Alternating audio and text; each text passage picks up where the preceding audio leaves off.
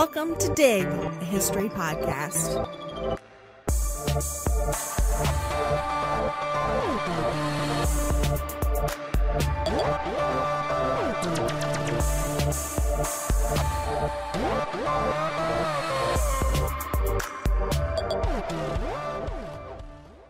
In East Riding, Yorkshire, between 1363 and 1364, adult women harvest workers earned 71% of the wages that adult men did for the same manual labor. In 1970 Britain, women earned 70% of the hourly rate of men. As recently as 2018, women earned 86% of what men did in the hourly wage if they worked full-time. Now, these figures are obviously not perfect comparisons. The first is super specific in geography and type of work, and the others are general, national, and cover all kinds of waged labor in the 20th century and into the 21st. The first is a measure of the 14th century economy, which had little in the way of waged labor to begin with, and the others are set in the 20th century and the 21st, at the end of Britain's industrial era, and in which most work outside the home was compensated in some way. While imperfect, these numbers might pique your interest. Are these isolated figures? If they are, what do they tell us about these moments? And if they aren't, what happened between them? What came before? And what does a persistent gender wage gap tell us about history? Spoiler alert, these are not isolated figures, but fairly consistent trends across at least 700 years. Starting in the late 1990s, historians like Deborah, Simonton, and Judith, Bennett argued that if we take a step back and look at the longue duree of women's history, the evidence suggests that even as Europe's economies transformed from marketplaces to market economies, women's work and the value placed on gendered labor was and continues to be remarkably and frustratingly consistent. There was not, in fact, a transformative moment ushered in by capitalism, industrialization, or post-industrialization for women. Even when factoring in race, urban-rural divides, and class, European and American women's labor was always valued less than men's, whether in the household economies or guilds of the medieval period, or on the factory floors of the industrial era, or in the office cubicles of our more recent history. Today, we're going to take a step back and look at the longer history of the gender wage gap, where we can see the continuity in women's work from the 14th century to the present. I'm Avril Earls. And I'm Elizabeth Garner-Mazurek. And we are your historians for this episode of Dig.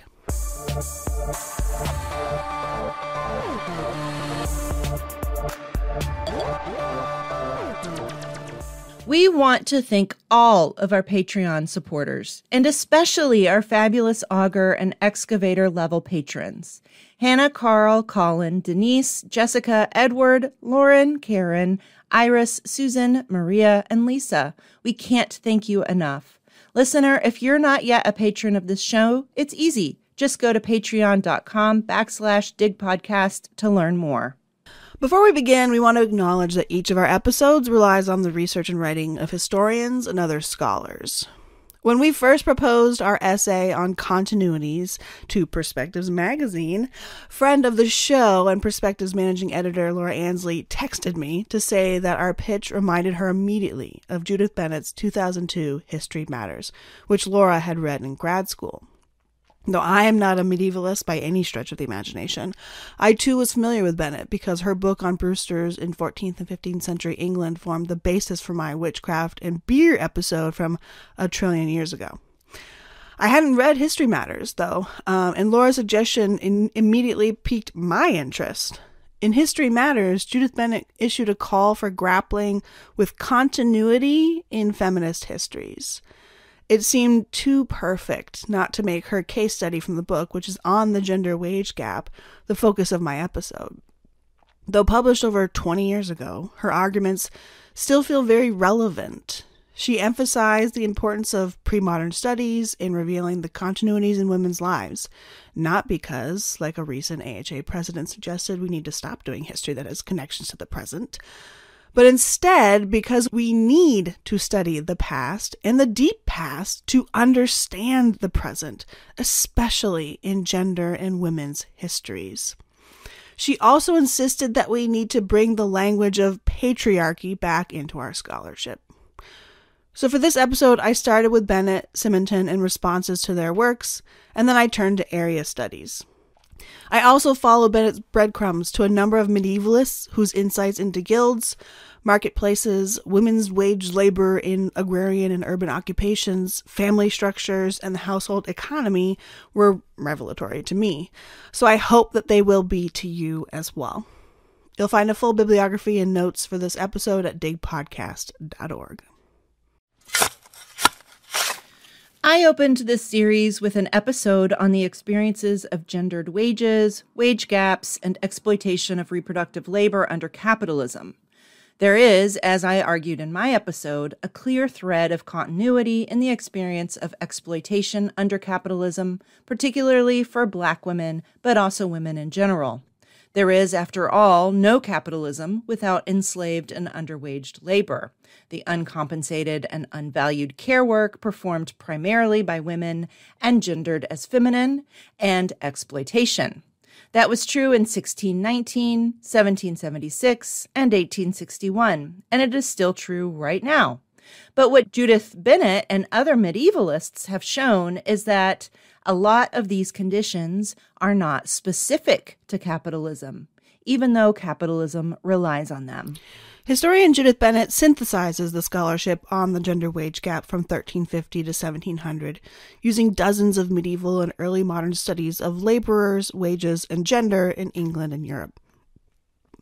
From her work, we learn that the gender wage gap across professions, social classes, urban-rural divides, and centuries was consistent. Women earn between 50 and 75% of what men earned in Europe over the last 700 years. This wage gap was a general rule in the wage labor market, and even when men and women were doing the same work. Similarly, Deborah Simonton argues the same for the period 1700 to the present. Both Bennett and Simonton demonstrate that in the household economy, the types of work undertaken by women, the involvement of women in guilds, and the real wages paid to female workers remained constant from the 14th century to the 21st century. While England's economic system, political society, social hierarchies, and national sense of identity changed dramatically in those 650 years, in many ways, including in how their labor was valued, or rather was not valued, women's lives did not change. Since Friedrich Engels first critiqued capitalism's impact on women and the family, there have been two dominant theses about the history of women's labor, of European women's labor. The first, proposed by scholars like Alice Clark in her 1919 Working Life of Women in the 17th Century, was that prior to industrialization, European women's work was vigorous, regarded as competent and enterprising, and valued in the pre-capitalist household economy. In Clark's estimation, industrialization devalued women's labor and disrupted a golden age of women's work. Conversely, but following sort of the same logic, other historians like Ivy Pinchbeck, writing in 1930, argued that the Industrial Revolution reshaped domestic life, offered women waged work in ever-bettering conditions, and an improved status from the quote-unquote Dark Ages. Both Clark and Pinchbeck proposed that there was a major transformation in European women's lives, and that transformation was ushered in by the engines of capitalism. Whether it was the medieval period or the industrial era, numerous historians have asserted that there was a golden age of women's labor, and that capitalism and industrialization had an impact on it one way or the other. This idea that the medieval period was a quote-unquote golden age for working women and that the early modern period ushered in a period of decline is a popular feminist myth. Marjorie McIntosh's Working Women in English Society, 1300 to 1620, argues that medieval businesswomen of independent authority in trades and crafts, so things like brewing and money lending, suffered a real loss in the 17th century with the emergence of capitalism. But in her pointed rebuttal of this mythology, Judith Bennett argues that the status of women and their work remained the same between 1350 to 1700. In that time, women's work was considered less skilled and less valuable, as in the case of brewing ale, than the trades of men. So in other words, if it was women's work, it was probably unprofitable. As some of you will remember, Judith Bennett charted a shift in the profitability of brewing ale and beer in the late medieval period. As the demand for the brew grew, what had once been a side hustle business for women shifted into a profession that could be extremely profitable. Once it was a viable occupation in which one could earn enough money to only do that one job, women were pushed out of the industry by men. Medieval brewers and other men spread rumors about their women competitors, passed laws that made it illegal for women to be in public houses where ale was sold, and issued sermons about the moral danger pubs posed to women's chastity and virtue. The belief that the medieval household economy was more egalitarian than the industrial household is another popular myth supporting the idea that the medieval period was a golden era for laboring women. Women contributed to, and were essential to, the success of the businesses run out of households. But as Bennett notes, women's work was always less valued than men's work. Married men typically held one occupation, and that was the occupation of the household. But to make the household economy work, women had to supplement with multiple jobs, including raising livestock, selling food, brewing ale, making clothing, and also taking care of the children, preparing meals, and keeping the house, and sometimes even overseeing servants, right? Which is another job in itself. These were not the markers of a world in which women's labor was valued and equal to that of men, and contemporaries were well aware of the inequalities of the medieval economy. When, for example, in 1363, the city of Exeter passed a law that allowed women artisans to follow multiple trades, even as it restricted men to just one, they codified generally accepted truths. That men would be able to subsist on a single occupation income, as their labor was adequately valued, but that women doing the same trades would receive less money for their crafts, lower wages for their work, and less status in these organizations, just as was the case in the so-called household economy. As Bennett puts it, quote, "For women, the medieval household economy was not an egalitarian refuge that capitalism and industrialism somehow cruelly undermined." Guilds, a foundation of the late medieval economy, were a place where women could have, in theory, been compensated equally for their work. But in reality, women were never truly equal members of guilds. Even widows, who were granted the power to oversee guild workshops, hire apprentices, and participate in some guild social occasions, were not equal to their male peers. As Bennett notes, they were effectively just placeholders until the next generation of men was ready to take over. They weren't franchised, their participation in guild ceremonies was limited, and their numbers were always small. Many scholars have argued that modernity and the end of guilds was a major blow to working women, but Bennett argues that women's roles within guilds were as marginal and undervalued as in every other work setting.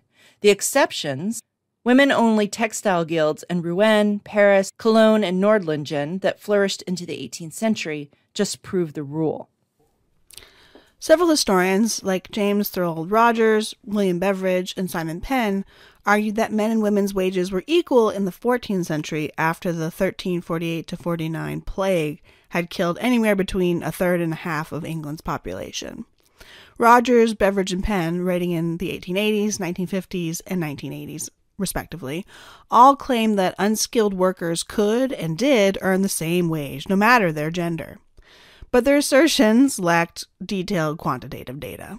Sandy Bardsley, on the other hand, conducted an analysis of a detailed wage list from 1363 to 64 and demonstrated that a fully grown adult woman could make as much as a male laborer, as long as that male was disabled or a child. The wage gap in 1330, 1360, and 1400, and so on, was consistent. Women only earned between 50 and 75% of what men earned throughout that period. That wage gap has been consistent also in Europe from at least the medieval period through 2002. In the 22 years since Bennett published History Matters, it has been closing, slowly, in the UK, but still persists. The gender devaluation of women's labor is apparently a hard custom to end. Historians, of course, have theories about why women earned less wages than men in the medieval period. Some, like Joyce Burnett and John Hatcher, suggests that women's wages reflects their quote-unquote lower productivity in the medieval and early modern waged workforce. Hatcher argues that women were less productive because of their biology, that they were weaker and had more family distractions. Burnett argues that social conditions prevented women from being productive equals to men. Women had fewer education opportunities, fewer opportunities to learn skilled work, and generally received or consumed poorer nutrition. In effect, these scholars argue that the wage gap was simply reflective of a market wage, in which women's labor was measured as worth less because of their deficiencies. Other scholars, like Donald Woodward and, of course, Judith Bennett, argue that the wage gap cannot be explained by the logic of market forces, but that instead, the undervaluing of women's work was the custom of European patriarchal culture. As Woodward put it, quote, "The low rates of pay given to most women in the early modern period were rooted in convictions, underscored by biblical authority, about their physical, economic, social, intellectual, and political inferiority, which has characterized English society into the present century," end quote. In other words, it was the customary practice to underpay women, including for the same work that men were doing. That custom was established because the patriarchal European Christian churches and thus society were built on an ideology of women's inferiority in relation to men. Coverture, or the English common law practice of the femme couvert, erased a woman's legal personhood on marriage to a man. And Marissa wrote a great episode on coverture years ago, so you check that out in our backlog if you haven't already. As a custom that stretched from the 11th century to the 20th century, and really it still lingers around in the 21st, coverture forced women to surrender all of their property and wages to their husbands. As outlined in the treatise on the law and customs of the realm of England, commonly called Glanville, quote, "Since legally a woman is completely in the power of her husband, her dower and all of her property are clearly deemed to be at his disposal," end quote. At the point of marriage and throughout the marriage, women's businesses and labor were considered supplementary to their husbands. Though some women could register as femme sole, or unmarried, for business purposes, this mostly only happened in London and a handful of towns. As Bennett notes, registering as femme sole for business purposes didn't necessarily alter the household economy, but allowed her to trade or produce independent of her husband, and the custom seems likely to have developed to free husbands of their wives' debts, rather than to support the economic independence of wives. I also make my students listen to the coverture episode in just about every class I teach that even remotely touches on European gender history, which is pretty much all of them, even when it isn't. Mm-hmm. Coverture was a product of the customs that marked women as inferior to men, thus undermining their potential economic power and public/political positionality. Laws in medieval Western Europe were shaped by layered and complicated adoptions of Roman law, Judaic Old Testament law, and the customs and laws of the various barbarian, quote-unquote, kingdoms that settled in places like France, Germany, Italy, and Spain. Coverture likely had Norman origins, entering the British Isles by way of the 1066 Norman conquest. Even though they shared interactions and legacies of the Roman Empire and, in most kingdoms, Judeo-Christian traditions, all of these ethnic groups had their own customs that they issued into laws and edicts, and then adapted as was practical when challenged by valued subjects, aka men. The early medieval status of women in these law codes varied across the Western continent and British Isles. For example, widows could pose a particular problem for early modern men. Widows were rarely, if ever, simply inheritors of their husbands' estates and property, unless their husbands had the forethought to jump through legal hoops to make that so. But medieval kingdoms had laws that protected widows, in part because the Bible framed widows as the person most in need of protection. Visigothic law made widows the guardian of her children, which was not always a given, as under some Roman laws. Anglo-Saxons provided for a widow who had children with assurances that her husband's property and family home would provide for her. The Rothari in Italy allowed widows to be retrieved by her father or brothers, as long as they took over guardianship of her. Lex Ribuaria gave a widow 50 solidi and 1/3 of everything the couple had worked together. But when it came to inheriting her spouse's property, most medieval law codes only granted her her dower or husband's property for her lifetime, or until her children came of age. And various medieval kingdoms had provisions to control women, not just in what was theirs, but in how they used their bodies. As Janet Nelson and Alice Rio note, quote, Visigothic law required the widow, if she wanted to keep all her property, to wait for at least a year before remarriage. Lombard law allowed the widow on remarriage to keep her dower, provided her new husband handed over half of its value to the first husband's relatives. In England, the Second Code of Knut, 1020 and 1021, punished a widow who remarried within a year of her husband's death by loss of dower as well as of other property. While varied, nowhere did the laws afford daughters, sisters, mothers, and wives a position of economic equality within the family. Nelson and Rio suggest that the very different ways kings and princes, and almost always men, responded to applying practical solutions to legal interpretation led to a, quote, fundamentally ambiguous and conflicted place for women in the early medieval society and family. Both a highly prized asset and a crucial form of symbolic capital on the one hand, but also a heavy financial burden, a liability, and a weakness in men's safeguarding of their honor. Significantly, though, Nelson and Robb show that while varied, what the diverse legal codes across Western Europe did not demonstrate is that there was a golden age for women's economic or political status in the early medieval period that was eroded in the late medieval and early modern period. But more than the lack of a golden age transformative moment to something worse, what the early medieval laws across these kingdoms show is that lawmakers were worried about how to control women, how to make sure women, who by customs of the era had less economic power, were provided for, and how the burden of women should be shared between and within families. Though there are fewer studies of women's wage labor for this time period, what is clear is that there were still continuities in European customs regarding how those in power, men, understood and devalued women. The legal customs and actual law codes that marked women as lesser, inferior, in need of paternalistic protection, if for no other reason than the broader disenfranchisement and economic sidelining that the broader system created, persisted for centuries. Even as we inch towards closing the gender wage gap today, these broader social and cultural beliefs about women are still pretty evident. And I'm sure you can all think of many examples in the media, on your Facebook feed, whatever.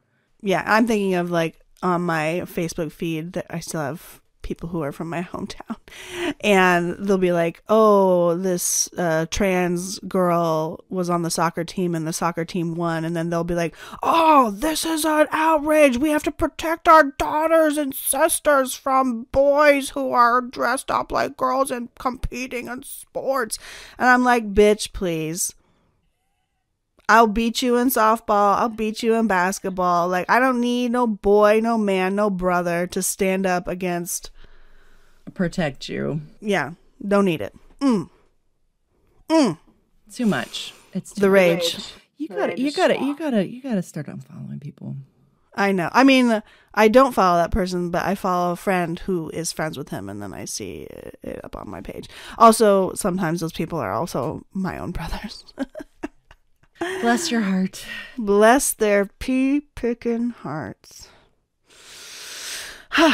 And the system of patriarchal paternalism, like that exacted by sometimes my brothers in our group chats, certainly persisted throughout Western Europe in the early modern period.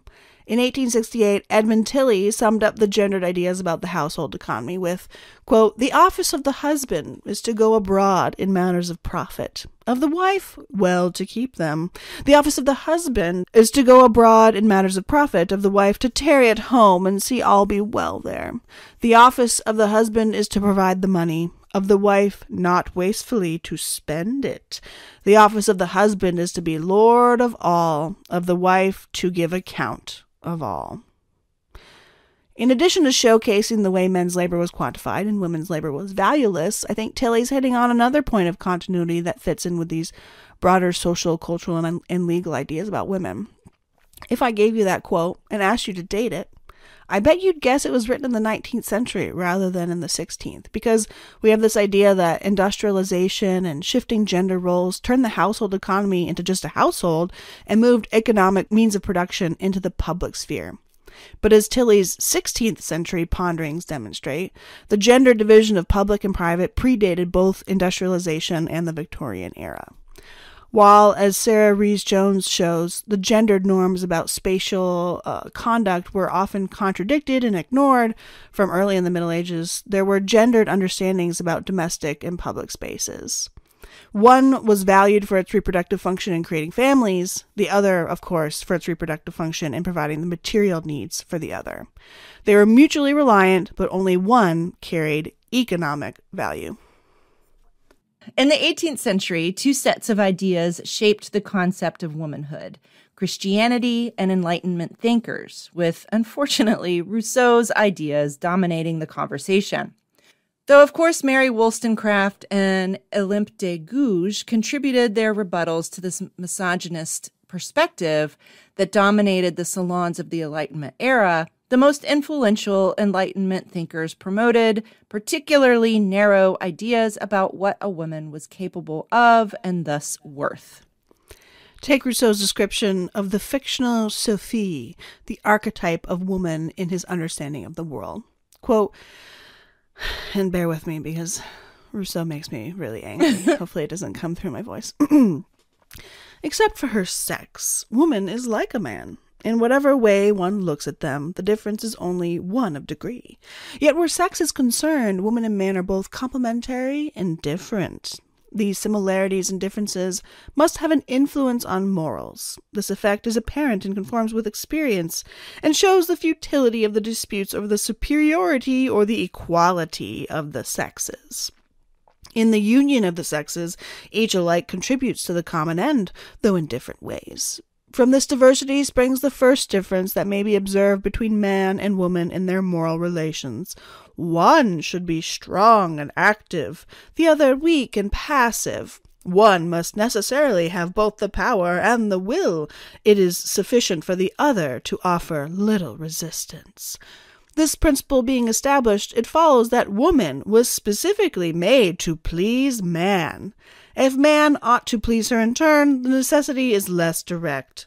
His merit lies in his power. He pleases simply because he is strong. I grant you this is not the law of love, but it is the law of nature, which is older than love itself. Rousseau offers this description of Sophie and the feminine archetype as a foil for his description of how a young man should be educated, with lots of experiential learning and communing with nature. Significantly, in Rousseau's opinion, to educate a woman in anything other than the womanly arts and domestic work would be a waste of time, for she is not only incapable of thinking the way a man can, but it would distract her from her quote-unquote natural inclinations. And here then we see Rousseau blending the Judeo-Christian customs regarding gender roles in society and applying his theories to the quote-unquote natural rights and roles. The combination of Christianity and Enlightenment ideas was that there was a natural woman who was limited in her legal, social, economic, and educational abilities, and thus in need of a protector. The logic here was that in an industrialized society where the labor was heavy or robust, the physically weaker female body should be relegated to domestic pursuits. According to Ada von Nigg, writing in 1788 Hanover, quote, "The female sex was to remain as much excluded from involvement in the bourgeois public sphere as they were from the world of employment, and politics was certainly out of bounds. Women's exclusive domain was the household or the family." Similarly, writing in 1765, Englishman John Brown, vicar of Newcastle upon Tyne, wrote, quote, "1. That the female frame of person and mind tends chiefly to fit and qualify the sex for domestic life only. And 2, that from this frame of person and mind, conducted by a suitable education, the female virtues prescribed by Christianity do naturally arise," end quote. Consistent in purpose and effect from the very early medieval period, and presumably arising out of late antiquity, Christianity, and Judaism, gendered roles were translated into economic value and worthlessness. And I wonder sometimes, reading these as used as evidence in like medievalists' tracts about customs and the way people in the 18th century or early modernists, how they thought about gender and women's capabilities. If this is just like the trolls or like the incels of their society saying these things, but then on the other hand, the evidence of things like the wage gap clearly show that even if these are like the people who are expressing the most, I don't know, extremist views about gender, their ideas end up being what reflect what's actually happening, and the trolls of today are just saying what everyone is thinking, right, and quote unquote knowing. Yeah, that's an astute observation. Yeah, also makes me rage. Bennett and numerous other scholars, including Penelope Lane, argue that the wage gap in Western Europe from the 14th century to the 19th century was simply customary, ideological, rather than accidental or based on market value wages. Women's wages, like men's wages, certainly fluctuated in response to labor shortages and other economic forces. But the fact that women were usually paid lower wages was because that was the custom. As one 13th century treatise advised, estate managers should hire women for certain tasks because she could be relied on to work for, quote, much less money than a man would take. Significantly, the kinds of work women did or were expected to do are also part of those long-term trends. In both 1380 and throughout the 17th century, 2/5 of all single women worked in domestic service, and 1/3 worked in textile or clothing manufacturing. As we discussed in my episode earlier in the series, this was generally true after industrialization and the rise of capitalism, too. According to Judith Bennett and Peter Earle, writing about the 14th and 18th centuries respectively, the distribution of unmarried women into types of work, including care work, were remarkably similar across the centuries. In Southwark, England in 1381, 38% of women were employed in domestic service, while in London between 1695 and 1725, 39.8% of women were in domestic service. In 1381, 12.3% of women worked in clothing making or mending, and 17.9% did the same kind of work in 18th century London. What's also interesting, however, is the ways that women were pushed out of industries once they were industrialized and waged in more systematic and consistent ways. For example, in the 14th century, 17.2% of women were engaged in textile manufacture. By the 18th century, only 3.6% of the women were able to find waged work in textile manufacture. Like the Brewsters in the 14th century, who were pushed out of the industry by men who saw economic opportunity after the Black Plague, we should not overlook the ways that the patriarchy oppresses women. In these cases of waged work, but also more broadly, patriarchy is reinforced and expressed in the men who make laws that govern women's ability to work, make decisions for their bodies, or participate in public life, and men who issue religious and moral edicts about what is appropriate behavior for women, who gets to use what bathrooms, or what role a woman should play in a household or relationship. In both the 18th and the 14th centuries, married women worked in many of the same occupations as single women, except domestic service, and more married women worked in victualling. Across all of these occupations, no matter what work they did, it was regarded as low-skilled, yielded low remuneration, and by necessity was combined easily with a wide variety of other work. Women could not get by just doing one full-time job, if they could find quote-unquote full-time work, because that was not compensated at a rate commensurate with that of their male counterparts. According to Peter Earle, who compared his data in the late 17th century and early 18th century to the 1851 census, so the 19th century, the conditions he'd found among waged women workers persisted into the 19th century. He notes that, quote, the general structure of occupations was very similar in both periods, with the top 4 employments of women unchanged.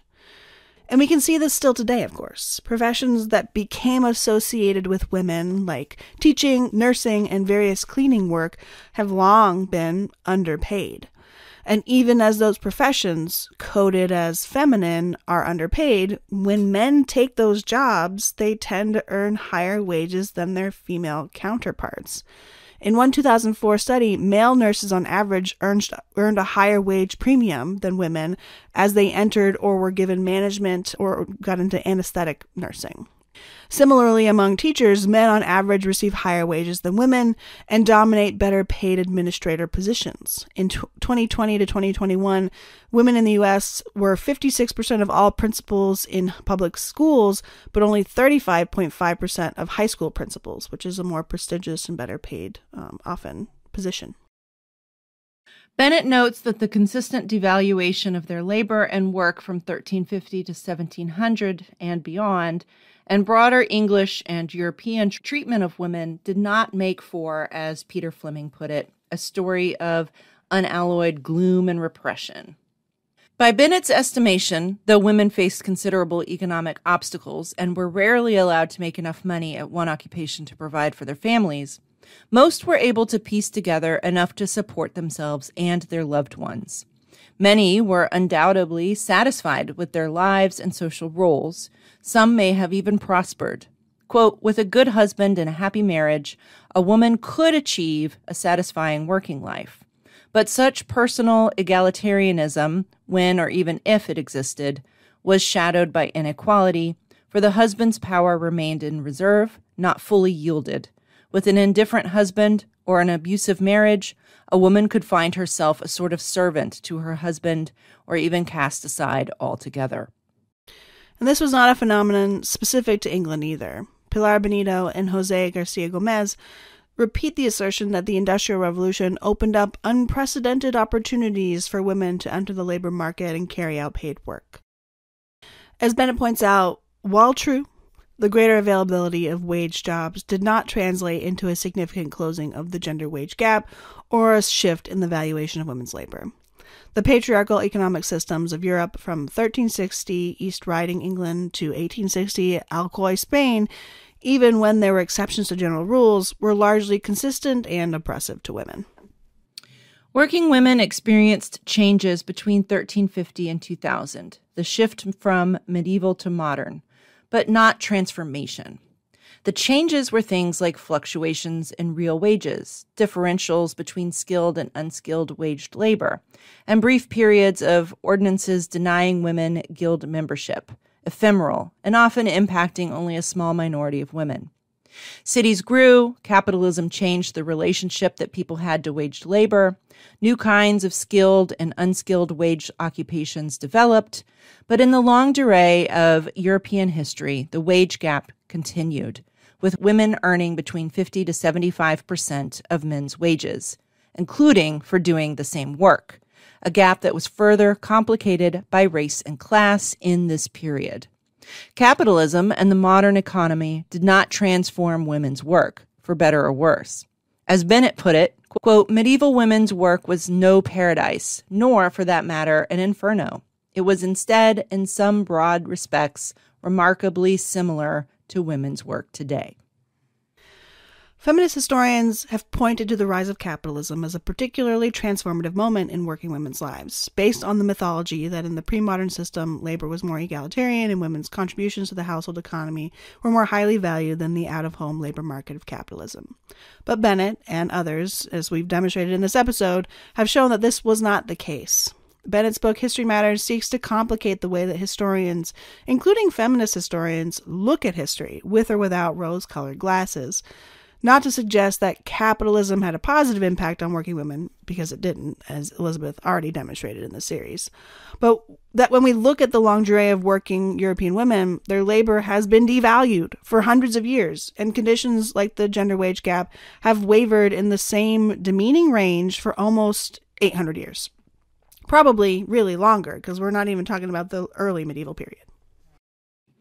Bennett notes that feminists, including feminist historians, seem more comfortable with recording transformations, big leaps of progress and improvement in the lives of the oppressed and marginalized. Perhaps because if we can reveal change in the past, we can hope for change in our own futures. Or, as Elizabeth Fox Genovese put it, quote, historians love to find traditional society in all its reassuring stability in the century that preceded the one that they are studying. Yeah, and that's particularly, I think, true for Americanists, right? But Bennett reminds us the so-called traditional woman probably never existed any more than some sort of golden age for women did. Even each of these views in their own way contains elements of modernization, implying that there is a continual progression to the modern age. Such an orientation in historical writing is dangerous and misleading. It suggests, first, that there is something perfect and resolved in our own age, which events hardly justify, and second, tends to ignore the variations not only over time but across regions, which make it obvious that there is not just one route to the present, nor is the view of the past so simple. It is true, of course, that not all women's experiences of these laws, customs, and social expectations were the same. Aristocratic women, for example, played a crucial role in preserving and transferring family wealth through marriage, gifts, and inheritance in the medieval and early modern period. Despite coverture and earlier Anglo-Saxon laws that sought to empower patrilineal lines and concentrate economic power into men's hands, the Domesday Book records 350 women, mostly women who, quote, held landed estates in 1066, accounting for 5% of total lands.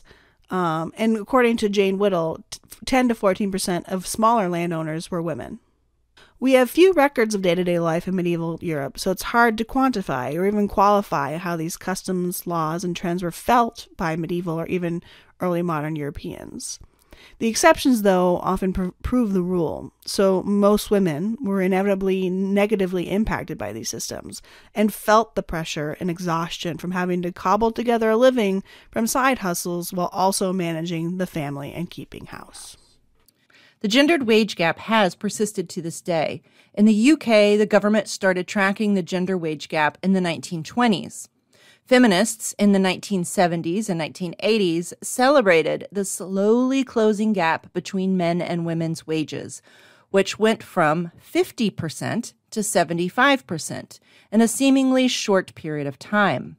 Bennett points out that far from being a transformation in the valuation of women's work and labor, the gender wage gap replicated the same range that had persisted in Europe for centuries. Rather than pointing to systematic change, the fluctuation was indistinguishable from any other century, with the end result, a lesser valuation of women's labor in comparison to men's being the same. Today in Britain and Northern Ireland, women make almost 85% of what men make. That number is about on par with the rest of Europe, plus or minus a few percentage points. Based on the calculations Bennett synthesized in History Matters, which was published in the early 2000s, this moment we're living in is the best women have ever done in wage labor. Still not equal pay for equal work. And notably, the 2023 report notes that while 86% of men were in full-time positions, only 61% of women were in full-time positions, which accounts for at least part of the real wage gap. But overall, this is a modest improvement in the real wages, and one that seems to have broken free, maybe, of the 50 to 75% range that Bennett and other medievalists identified for the previous 700 years. Significantly, of course, what the numerically closing wage gap does not quantify is the actual distribution of labor, the types of work that women are encouraged to do or expected to do, and or that become gendered as, quote, feminine and thus compensated lower, and the overwhelming gendering of uncompensated care work and domestic labor. These are shared experiences of women today with women in the 8th, 14th, 18th, and early 20th century. The gender wage gap and the gendering of waged and unwaged labor more broadly are continuities that can help us, for better or worse, better understand the past. In some ways, the way our patriarchal world makes us feel may well be feelings shared by women of the past. Maybe they didn't have the language for it, but one needn't even imagine the feelings of rage, insufficiency, and exclusion over men's weaponized incompetence, fathers who are such good dads for babysitting their own children, mansplaining, and the emotional and intellectual exhaustion of running an entire household while also working full or part-time to ensure our families are solvent. Like the wage gap itself, these are products of patriarchy. It has been the custom, shored up by law, religion, and culture, to treat women as inferior to men, whether we're talking about our status as wage earners or as members of society. As Judith Bennett reminds us, patriarchy is the oppression of women. So rise and resist, and for fuck's sake, vote. Oh, God, that just gave me fucking chills, and I'm mad as hell. No, speaking to the credit cards, I mean, I remember, like, I'm older than you guys, and I remember going with my mom to, like, pay for credit cards or, like, pay a balance, open up a credit card, and always having to come with something that is signed by my father. Like, I remember that, this is not a long time ago. Right. But anyway, yeah. When does it get better? Well, I won't tell you my answer. Yeah, I know. And that's the thing, like, how do you have a family, right? Like, I'm about to cry. Don't cry, it's okay. But you can cry if you want. But, like, how do you do it? How do you have a family and also reclaim your power? Well, then we need to change the system. Right. Which gets back to your vote. Fucking vote.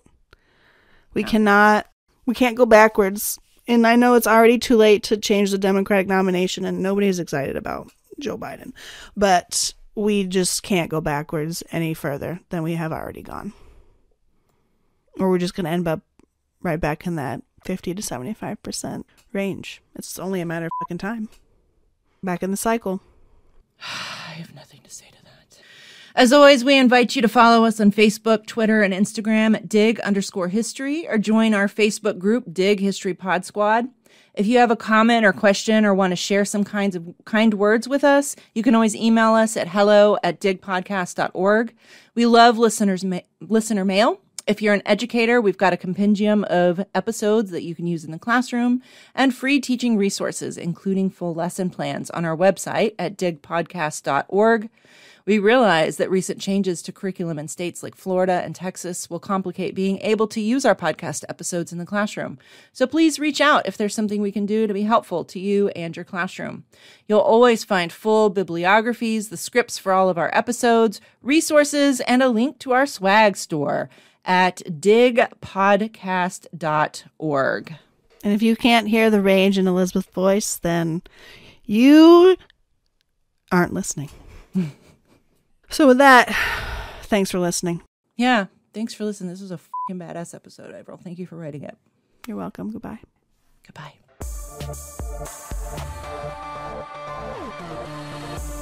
This podcast was produced by the historians of Dig, Elizabeth Garner Mazurek, Sarah Hanley Cousins, Marissa Rhodes, and me, April Earls. Thanks for listening. The gender gate...